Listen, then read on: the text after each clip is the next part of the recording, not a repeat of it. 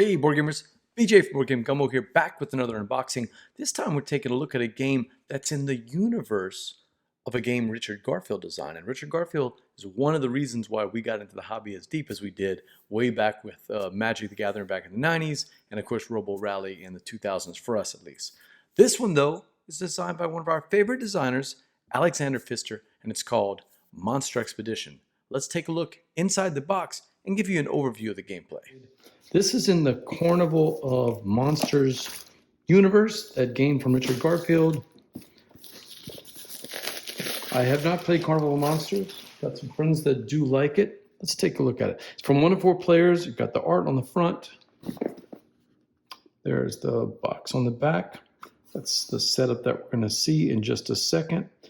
Looks like it takes about 30 minutes to play. So it's going to be a push your luck dice rolling game, all about trying to outscore your opponent and collecting the monsters. So let's see what we got. All right, got the rule book. Alexander Pfister's Monster Expedition, a Carnival Monsters adventure. All right, nice thick rule book. As you can see, size of the game is going to be something you can travel with, put it in any of your game bags. I like the pictures of all the components. Tells you right away what everything is. Look at this. Every rule book should have this. Nice setup where it actually points to what is going in each box. I like that. Diagram of how to play the game. Amigo knows how to write rule books. This is good. I like this. Goes through the different phases. How you can make your camps better, and we'll explain what that is in just a second. And then when to refill the wilderness, and that's where all the monsters are. There is what triggers the end of the game, what's going to be scored with some examples. I like that. How the visual examples of what it is. And of course, there is a solo variant in the game. We are not going to go through the solo game. We will leave that for you to explore on your own. A little campaign part there. Very nice. All right, so Amigo games. We know Amigo games from their card games, like Dealt and tons of different card games we've played over the years. A little bit about the design team. Alexander Pfister, of course, the designer, and then all the different artists. You know these. This is Dennis Lohausen, Michael Menzel, and Oliver Schlemmer. All three well known from all of our favorite Euro games. Okay, good. Got that out of the way. Let's take a look at the cardboard. Nice thick cardboard. I'm assuming it's going to punch out super easy, and it does. So these are the crests for the different players. You're going to use these to demark when you refill the wilderness. You use these to mark those cards, and if players don't grab those, they don't capture those monsters, you'll get some points at the end of the game. I think it's 1 point per. Yeah, this punches out super easy, super nice. Let's see if I can get all these done real quick. Yep. Nice and easy. Very good. All right, what we got next? So we're going to get these tokens out of the way. Give myself some room. As you can see, we're doing this unboxing on the absolutely gorgeous Vincent Dutre mat from Game Toppers LLC. Our thanks to Game Toppers LLC for the beautiful mats that we got. All right, so scoring there. Oh, these are the different camps that I was talking about. All right, so let's say that each player is going to have some camps. Set up for maybe a 2-player game real quick. So I don't have the setup rules in front of me, so this may not be exactly the right way. But let's say we're setting up a blue and a yellow one. Got a green one. What other color we have? Yeah, so we've got those colors. And what I like about this game is that it is push your luck, but if we're going to play a push your luck game, you want some mitigation. And one of the ways that you can mitigate your luck in this game is by upgrading your different camps. So the camps are going to start out, so they'll start out on this side. Yeah, it should be like that. There's the A side. Okay, so can you see that? It's got the A side on there. Oh, okay, here we go. I see now. We've got the different numbers So I'm assuming, I don't have this set up in front of me, but I'm assuming that what'll happen is each player is going to get a 1 and a 2 and a 3 and a 4. So let's just assume for purposes of this demonstration, that's how it's going to be. A 1, a 2, a 3, and a 4. They're all going to start on the A side. Let's look at the green one, for instance. So we're starting on the A side. And if you decide that you want to attack a green monster this turn, you want to try to capture the green monster this turn, you'll use that many die that it shows on here. So this one shows you're going to use 2 black die and 1 green die. And each one of the camps has a different special power. For instance, this one says that if you can bank a 3, if you roll a 3 and you keep it, at the end of your turn, you can use this to dial that up. Actually, I guess this one goes this way, right? No, it goes this way.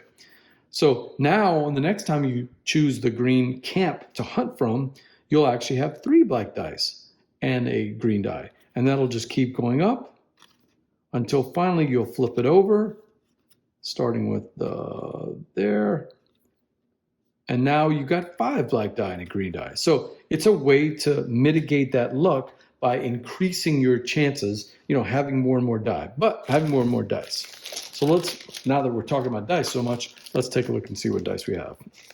So one of the videos, Jason did, on the Board Game Geek, you'll find a guy named Jason who did a video for this, and I thought he did a really good job of explaining how the game is played. And he noted that the box itself is a place to roll the dice.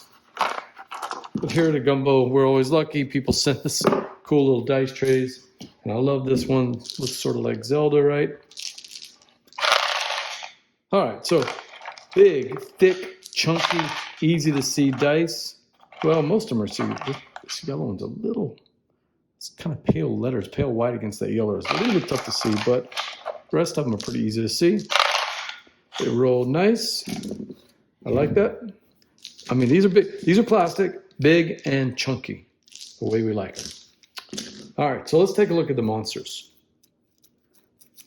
So on your turn, you're going to start rolling your dice. Let's say that you're hunting a green one, right? Let's say you're hunting a blue one off that one. That blue monster, you're going to start with 2 black die and a blue die. You'll roll your dice, and you'll bank one of them. Oh, obviously we're going to keep that 10, right? And what we're trying not to do is roll any die that is going to match the other dies and give us no chance to bank a die. All right, so, we got the 2 there. And then decide, do we want to take a chance on 1 out of 6, rolling that 2? If it does, we're going to lose a die and we'll be down to just the blue. And we really want to upgrade this card here. So maybe we say, you know what, we're going to take a turn, and that'll be our turn. So let's take a look. On the cards that we have are double-sided. So we're going to hold out, I don't have the rule book in front of me, but we're going to hold out some of the cards on the side. And that is because when the game end is triggered, we still need some cards to be able to refill the deck. How is the game end going to be triggered? It's going to be triggered when this deck runs out. The deck is going to be upside down, so you'll see the cages. The decks are kind of dual purpose. You can either just spend 10 points to get the cage, all right, for your side, which will give you some points at the end of the game. Not as much as the points on this side. As you can see, if you capture this Draco, it's worth 6 points. If you just cage it, it's only worth 3. But still, that's an easy way to get some points. And there are cards and abilities that can get you, a bunch of the different cages super easy. But the other way is by capturing the monsters. So, I don't have the rules in front of me to see exactly how many you have, but these are the starting. That's why they look like this. So the gray ones are the starting cards. They'll be out to start the game. So that's a great way to set it up. This one, this monster dealer, is always going to be out. It never comes out. You don't really attack it. You don't really capture it. It just gives you a special bonus that if you can somehow get 40 points, you're going to get all of those cages. It always stays in the wilderness display. The rest of them, though, we will be able to go. So let's say that we filled up this one here. I don't remember exactly how many we start with, but let's just say it's that. We'll set aside some cards for when the game is triggered, when the end game is triggered. We're looking at our turn. And let's say we wanted to attack a green one this time. So like we said, we grab those 4 die. Well, actually, let's start on the 2. Grab the 2 die and the green die, and we'll start rolling.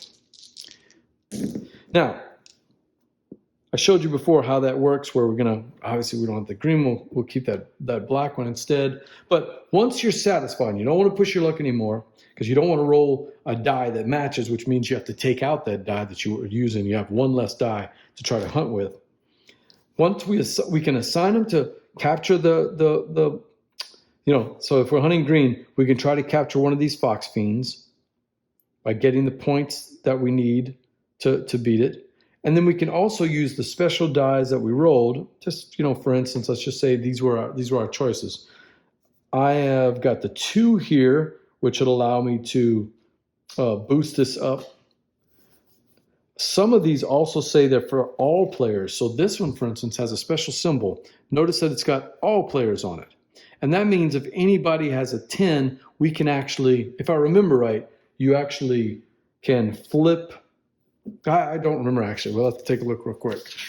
If you see that symbol, that 10, it's one of those shared camps. And the shared camp. So there's the different symbols here, for upgrading your upgrading your camps. And these say some of them have a bonus improvement value. You can improve to the next level when any player scores a die with that value.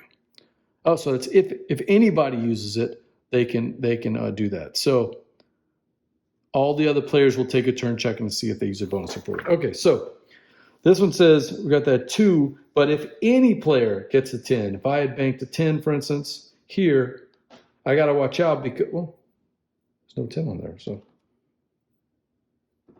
if there's a 10, yeah, there we go, there's a 10.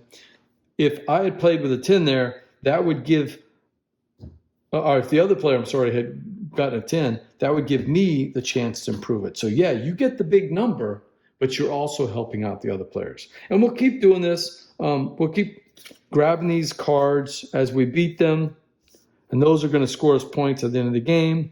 We're also looking at some set collection too.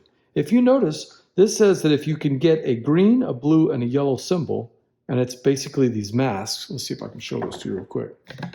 Got that green, and you can get a blue mask, and you can get a yellow mask. When you do that, you can get an extra die. So that's a good way, you're trying to spread out your different collections so that you can upgrade your character. So one of the funny things about this game is it's short, it's light, but it's got some strategy on how you're building out. Are you going to try to get different ones each time? Doing that means you're going to be going to different levels here. Maybe you want to stick with that one color because that one color is going to keep upgrading and give you a better shot at these bigger monsters, spending the points. And that's it. Once the last card of this deck has been put into the, so by the way, we don't refill this deck until somebody decides to buy a cage or something triggers it where we're getting cages. Once those cages come out, then we're going to refill the wilderness. That's what this tableau of cards is. And then any of the cards that you put back in, you get to put your I forget what it's called, shields, or you'll get to put your symbol, your tokens on there. So let's say I had filled these 3 up. Then if no one takes those, I'm going to get points at the end of the game. All right, so once that last one is filled up into the wilderness, once the last cage from the deck is filled up, that's going to trigger that last round where everybody takes a final round using these cards to fulfill if we have to. And then we'll total up all the points that we got from our captured monsters, which gives us bigger points, or from our caged monsters, which will give us smaller points. All right, so that was Monster Expedition 2020 game. We want to thank our friends from Amigo Games for sending us that review copy. We're getting some plays in. We hope to have a full review later. Let us know what you found with Monster Expedition. So far, so good with us. We've really enjoyed the way that you can build out your cards, your camps, and go after the different monsters. Gameplay is very quick and it's super easy to teach. So let us know in the comments below what you think about the game. And until next time, laissez le bon temps rouler.